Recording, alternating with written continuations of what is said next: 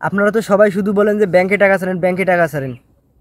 প্রবাসী ভাইয়েরা ব্যাংকে টাকা ছাড়েন, হুন্ডিতে টাকা ছাড়বেন না। মনে করেন আপনি একজন প্রবাসী, এখন এই নিউজটা শোনার পর আপনি কি চাইবেন যে আপনার টাকা, আপনি রক্ত পানি করা টাকা আপনি এই ব্যাংকে ছাড়বেন? নিউজটাকে শুনুন। নিজের অ্যাকাউন্টের টাকা উঠাতে ব্যাংকের ম্যানেজারের পেছনে পেছনে এভাবেই ঘুরছেন জাকির হোসেন।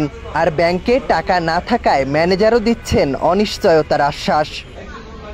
এ চিত্র এখন আসি মেন কথায়। অনেক প্রবাসী ভাই আছে বিদেশে, তাদের বাড়িতে কিন্তু মনে বলা চলে যে ফ্যামিলিতে পুরুষ মানুষ নাই। যেখানে একজন পুরুষ মানুষকে এভাবে ব্যাংকের লোকে, বাংলাদেশ সরকার যেমনি ঘুরে নিয়ে বেড়াইতেছে, নিজের টাকা জমানো টাকা রেখে তারা টাকা কী করতেছে, তুলতে পারতেছে না। আর সেখানে প্রবাসীরা যদি টাকা পাঠায় দেয়, দেখা যাবে তার স্ত্রী বা তার মা বা তার বোন যদি টাকাটা তুলতে যায়, তখন তার কি অবস্থা হবে আপনারা একবার চিন্তা করে কখনো দেখেছেন? আর আমরা এই খবরটা দেখার পর প্রবাসীরা কিসের উপর ভিত্তি করে আমরা ব্যাংকে টাকা ছাড়বো আপনারাই বলেন? আমরা যে টাকা ছাড়বো ব্যাংকে, এই টাকা যে আমরা সঠিক সময়ে পাবো, বা টাকা যে আমাদের প্রয়োজনে আমরা যে টাকাটা তুলতে পারবো ব্যাংক থেকে, তার নিশ্চয়তা কে দিবে? আপনারা শুধু কি বলেন ব্যাংকে টাকা ছাড়েন, ব্যাংকে টাকা ছাড়েন, রেমিটেন্স ছাড়েন। আমরা ব্যাংকে টাকা দেই, সেই টাকা দিয়ে